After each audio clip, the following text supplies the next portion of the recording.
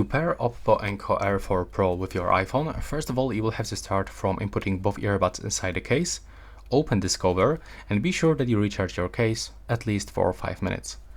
Then you will have to click and hold on this button next to the USB-C port and wait until this indicator starts blinking white, just like this.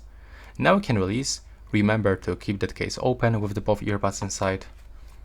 Start from opening settings, go to the Bluetooth, click on the switcher, and then select OPPO Enco Air 4 Pro from your list. Now you are successfully connected, and you can also go into the App Store where you can download the Hey Melody application. So you'll have to go for the search, input this phrase, install, and then you can finally open it. Accept everything that will pop on your screen and select OPPO Enco Air 4 Pro. As you can see, we can update firmware,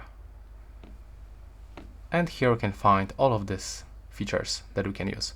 Thanks for watching. Right now, please subscribe.